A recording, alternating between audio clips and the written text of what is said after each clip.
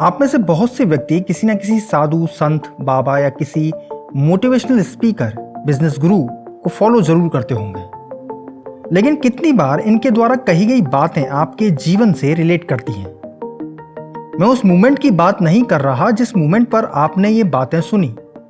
मैं उस अगले मोमेंट की बात कर रहा हूं जब आपने अपने दिमाग में इन बातों को जीवन में घट चुकी या घट रही घटनाओं के अनसुलझे पजल से जोड़ने की कोशिश की हो।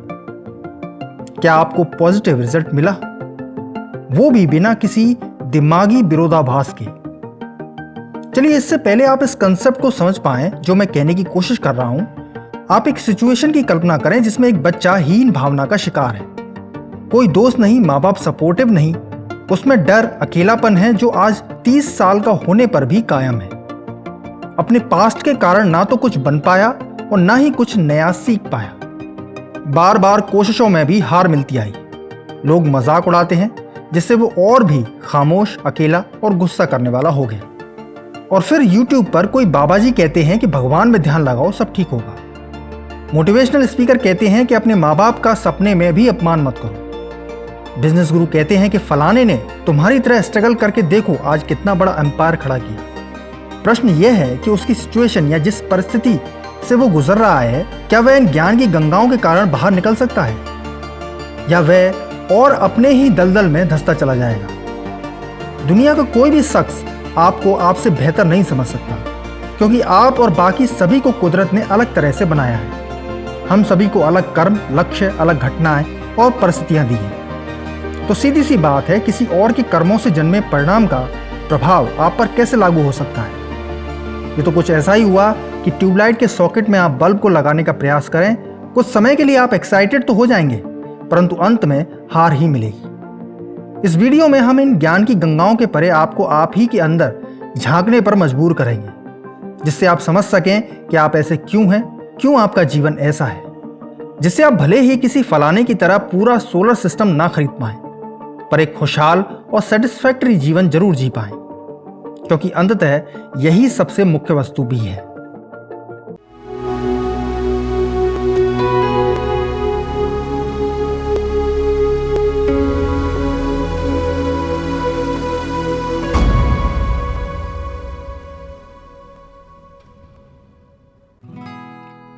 याद कीजिए अपने जन्म की वो तारीख जब आप रोते हुए इस संसार में आए थे। दुनिया की चकाचौंध और प्रतिस्पर्धाओं से दूर आपके कर्म कुछ ही पर निश्चित थे।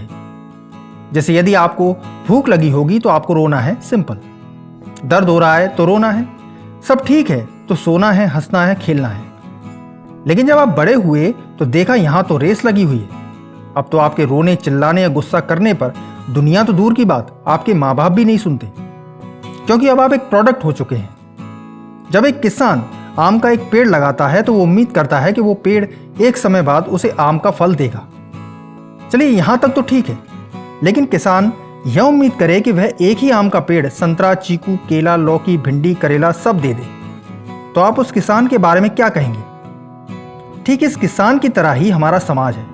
जीव जगत में जहां भोजन, पानी, शेल्टर जैसी बुनियादी जरूरतों के लिए कर्म होते हैं, वहीं इंसान ने अपनी जरूरतों को इतना डाइवर्सिफाई कर लिया है कि उन्हें पूरा करने के रोज नए सैकड़ों कर्म जन्म लेते हैं, जिससे समाज में कंपटीशन का कुआं और भी गहरा हो जाता है, जिसमें उतरने पर हम सब कहीं ना कहीं डिप्रेशन, हीन भावना, जेलसी और एंजाइटी का शिकार होते हैं। और इसका कारण है हमारा दिमाग, हमारा सो कॉल्ड दिमाग, जो एक ही अवस्था की इतनी कर्मों की संभावनाएं पैदा करता है कि आप गिनते गिनते थक जाएंगे, पर संभावनाएं खत्म नहीं होंगी। जैसे मैं आपको एक छोटा सा उदाहरण देता हूं।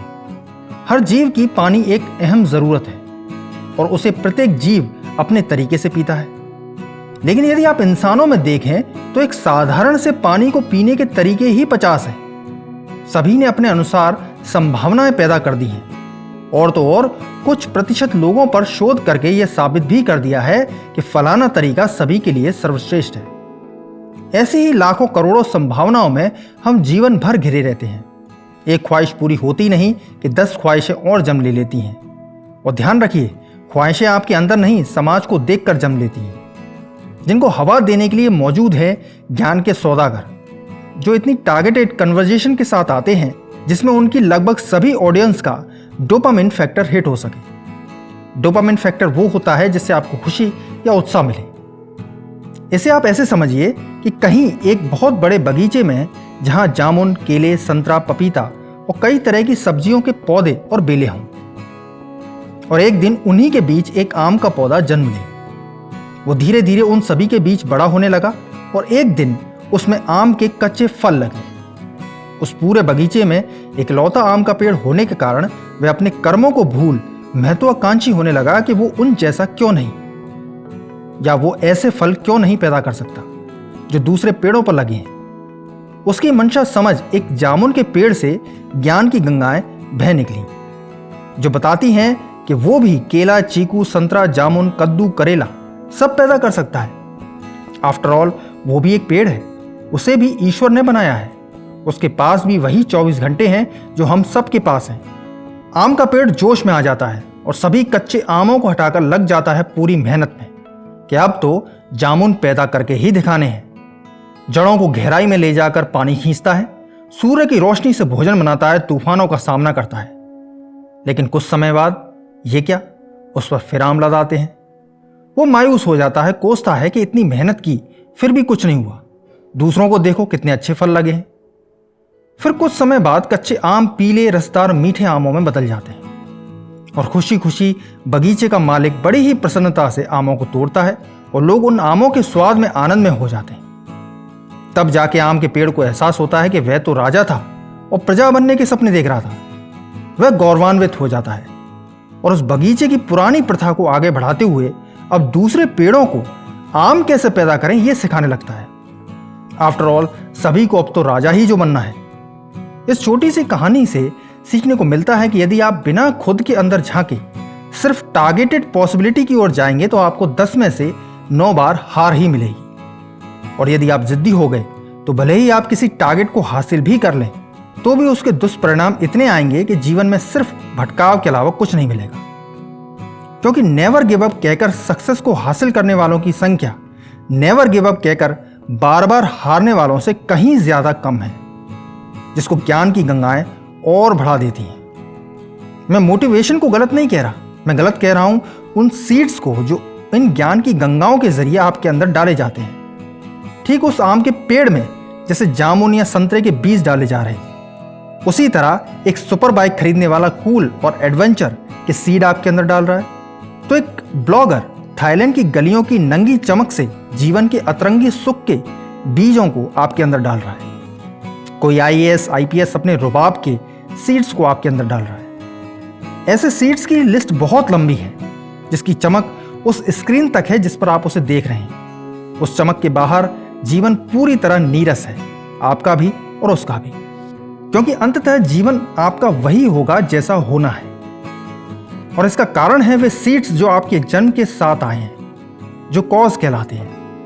ये कॉज तय करते हैं कि आपके जीवन में क्या घटनाएं परिणाम जन्म लेंगी, किन से आपको सुख मिलेगा, किन से दुख, जिससे आपके कर्मों को नियंत्रित करके कॉजेस को पूरा किया जा सके। यानी आपके बस में आपके कर्म भी नहीं है, वे अवस्थाओं से बंधे हैं। तो यदि आपके बस में कर्म भी नहीं, परिणाम नहीं, घटनाएं नहीं, तो क्यों हजारों संभावनाओं में खुद को उलझाकर सैकड़ों इच्छाओं को पैदा करते हैं, जो पता भी नहीं कैसे और कब पूरी होंगी, जिनको हर रोज हवा देने के लिए कोई ना कोई ज्ञान हाजिर है। तो हमको क्या करना चाहिए? इस प्रश्न का उत्तर देने से पहले मेरा आपसे एक प्रश्न है, क्या आपको आपसे बेहतर कोई समझ सकता है? आपकी इच्छाएं, आपका जीवन, आपका झूठ, आपका सच, कमजोरी, ताकत कोई समझ सकता है? इस सृष्टि के प्रत्येक परिणाम के कॉज एक दूसरे से अलग हैं, तो जाहिर है उसका जीवन भी अलग होगा।